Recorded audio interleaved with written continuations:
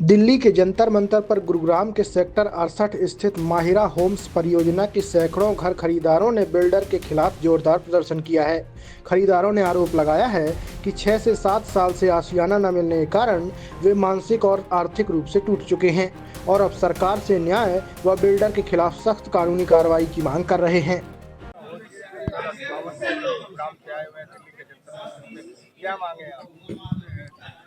जी, हमारी मांग यही है कि हमने 2018 में जो फ्लैट बुक करा था और 2021 तक हमने सारा 100% पेमेंट कर दिया और 2022 में हमें हमारा घर मिलना था और आज हम 2026 में हैं और हम सब अपने घर में नहीं हैं। हम जंतर मंतर पे इतनी गर्मी में प्रोटेस्ट कर रहे हैं। यहाँ बच्चे भी हैं, महिलाएं भी हैं, बुजुर्ग भी हैं, आप सब देख सकते हो।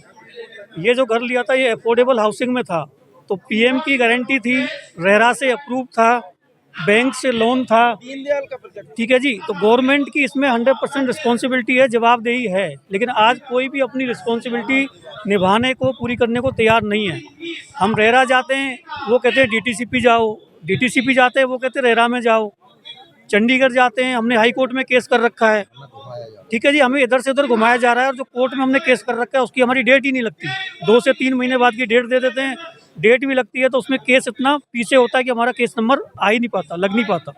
तो हम क्या करें, हम मजबूर हैं जी। हम इधर से उधर घूम रहे हैं और सरकार को, ना किसी डिपार्टमेंट को कोई भी चिंता नहीं है आम आदमी की। आम आदमी मरे, कुछ भी करे। हालात आज ये है कि हमने पैसा तो दे दिया, जो अगर हमें मिला नहीं, हम उसकी ईएमआई भर रहे हैं और हम रेंट भी दे रहे हैं। इसके अलावा सर, हम सारे डिपार्टमेंट में हमने हाई कोर्ट, सुप्रीम कोर्ट या जहाँ भी हम हैं, एडवोकेट हमने कर रखे, उसका हम खर्चा भी दे रहे हैं लीगल फीस के तौर पे, और हम मानसिक रूप से प्रताड़ित भी हो रहे हैं। धूप में हम घूम भी रहे हैं। ये सर हमारी हालत कर दी है इस गवर्नमेंट ने और इन डिपार्टमेंट्स ने। इनको शर्म आनी चाहिए।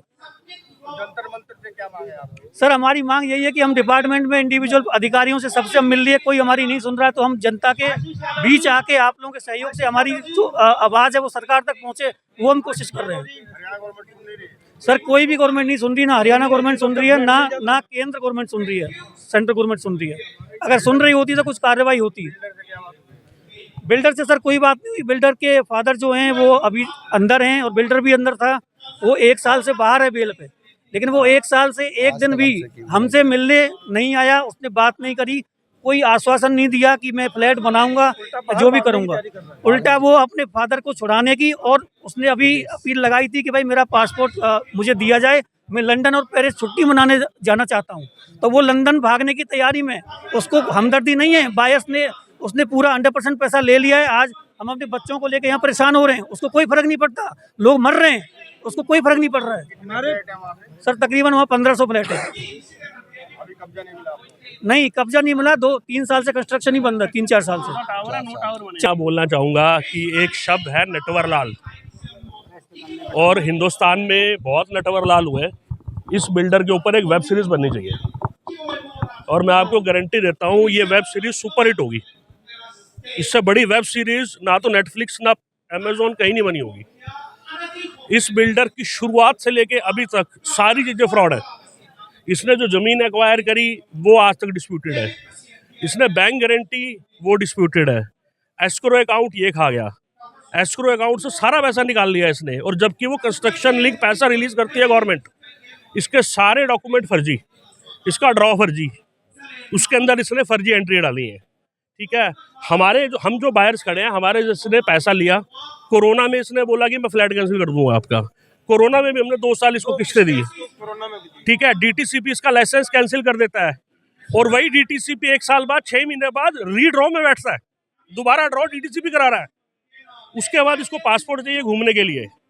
तो ऐसा कोई फ्रॉड नहीं है भाई साहब, ऐसा कोई कागज़ नहीं है जो इसने ना दिया हो, और उसके बाद भी ये आदमी आज बेल पे खुला घूम रहा है भाई साहब। और ये तो वो पैसा है जो हमें पता है, हमारे को ये भी जानकारी है कि कुछ और भी पैसा है जो कहीं रिकॉर्ड में भी नहीं है। तो ये मल्टी करोड़ का घोटाला है। मेरे पास आज भी ऐसे व्हाट्सएप है, और हमारे में बहुत से लोगों के पास जो है वो ट्वीट हैं जो हम पिछले 5 साल से कर रहे हैं, उनके रिकॉर्ड्स हैं कि भाई साहब ये संभाल लो, सरकार को संभाल लो, ये 1000 करोड़ का जाएगा, ये 1500 करोड़ का जाएगा, पर कुछ नहीं हो रहा। आज जो हमारी सुनवाई कर रहा है वो सिर्फ सुप्रीम कोर्ट कर रहा है, और हम सारे बायर्स बहुत आभारी हैं सुप्रीम कोर्ट के, और हाथ जोड़ के धन्यवाद करते हैं। और जिस ताकत से हम आज यहाँ खड़े हैं वो सुप्रीम कोर्ट की ही ताकत है।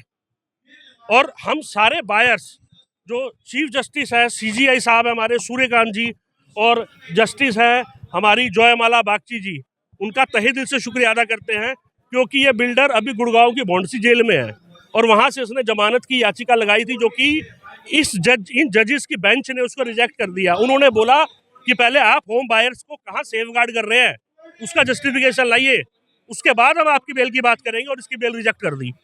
तो मेरा आग्रह है सीजीआई सूर्यकांत जी से और जयमाला बागची जी से कि आपने इस मामले को संज्ञान में लिया हुआ है। एक फास्ट ट्रैक नाम की भी चीज होती है कोर्ट में, आप इसको सुपर फास्ट ट्रैक करें और राज्य सरकार को और केंद्रीय सरकार को निर्देश दें इस प्रधानमंत्री जन योजना के अकॉर्डिंग जो रूल है कि आप शीघ्र से शीघ्र इन साइटों पे काम शुरू करें और इन बायर्स को इनका घर दें। धन्यवाद।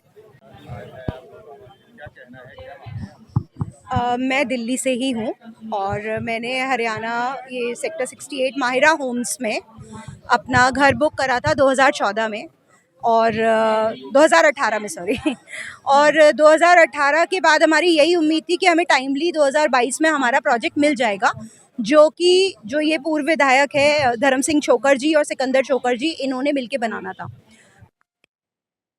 हमने ये प्रधानमंत्री आवास योजना के अंडर बुक करा था घर, जो कि एक नॉर्मल मिडिल क्लास अफोर्ड कर सकता है, जो कि अराउंड एक नॉमिनल रेंज में आता था, और हमें ये था कि एक टाइम पे हमें मिल जाएगा तो उसको मिडिल क्लास तो एसेट की तरह ही यूज़ करता है, या जाके रहेंगे या कुछ यूज़ करेंगे उसका।